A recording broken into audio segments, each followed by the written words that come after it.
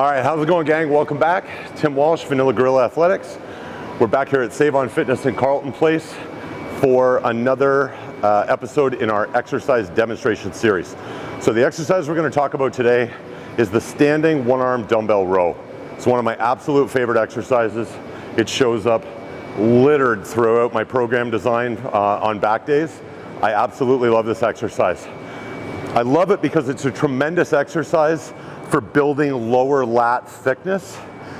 And then one of the other things I love about it is so easy to screw this exercise up and do it improperly that I almost have a love-hate relationship with it because it can be so good when it's done properly. It's like cheesecake. When it's really amazing and somebody really knows how to make it, oh, I'd break into your house for cheesecake. But I've had cheesecake that my dog wouldn't eat. So this can be the cheesecake of the exercise world if it's done properly, but it can be a horrifying, sloppy disappointment, just like crappy cheesecake. So what we're gonna talk about first is the basic principle of good lat development, which is put your elbow in your back pocket. There's very few back exercises intended for lat development. I can't even really think of one where if you live by that rule of try to put my elbow in my back pocket, you're probably going to be successful and you won't overactivate your trapezius. So when it comes to this exercise, first of all, I would rather do these standing than this variation.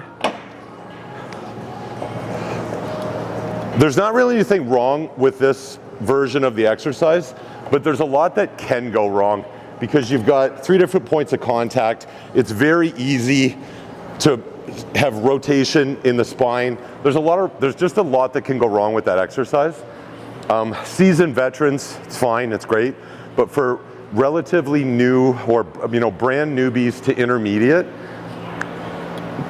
when you have the option to just stand and have a better chance of getting it right, I would just stand. So first things first, let's talk about foot positioning. There is a version of this exercise. It's not uncommon to see people take this stance. If you start out like this and you're not living and dying by the rule of pulling the elbow back to the hip, invariably what will happen is something like this. Now what's happening here, I'm getting a lot of trap activation, I'm getting some rear delt, some rhomboid, but really there's nothing to write home about that's happening in my lat. If what I want is good lat activation, it's much easier to achieve that if I stand with my feet parallel. I'm gonna use my free hand here.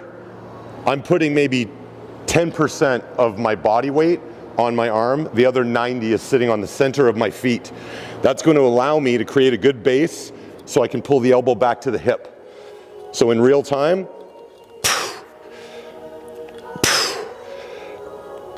this is what your reps ought to look like. This way, I'm having no temptation to twist or rotate my spine. I'm just pulling the elbow back to the hip. I'm getting great lat activation. I'm getting no trap activation. So I'll show you one more time in real time what these should look like. My back's almost parallel to the floor. Got a full stretch in the lat, full contraction in the lat.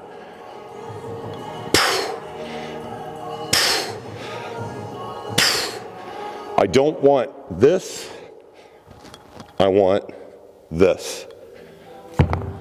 Draw the elbow back to the hip, you'll get great lat activation every time. So generally, with all of these exercise demonstration videos, we like to show you the right way to do it, show you what the wrong way looks like so you don't do it, and then ideally, if there's a variation of the exercise that you could use to further stimulate muscle fiber activation and boost your gains, then we like to show you that too. So when it comes to the standing dumbbell row, there's 2 variations that I really, really like. One is the standard cluster set, which if you've been following this channel for any time, you're probably familiar with it, but I'll run through it one more time here. So with a cluster set, the goal is we want to work beyond what would be muscular failure. And the way we're gonna do that is we take a load that we could probably get, say, for 12 reps, and that would be our maximum effort. So I've got a 55-pound dumbbell here.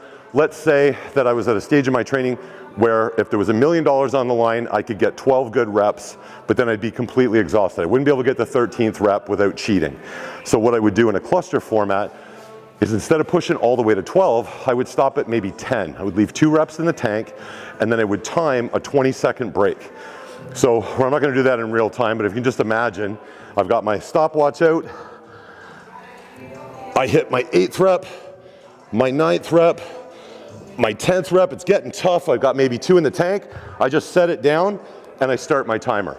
20 seconds goes by, I pick it back up, I keep banging out reps. So instead of getting 10, I'll probably get something like maybe 7 or 8. I'll take another 20-second break.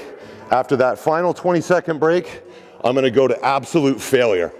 So once I get to the point where I'm starting to have to throw a little body English in and I can no longer fully draw the elbow back to the hip, when I'm not getting lat activation anymore, that's when I'm done. So what I've created is a situation where 12 reps would have been all I could do, but over the course of those 2 short breaks, I was able to accumulate maybe 19 to 23 reps with the same load. So obviously, moving the same load for more repetitions, that's increased intensity, that's increased growth stimulus, and that's how cluster sets work. It's a great way to push beyond what would be normal muscular failure, but still be very safe about it.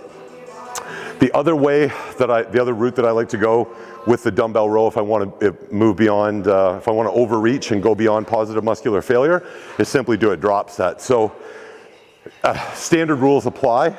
Again, let's say this 55-pounder was my absolute 12 rep max.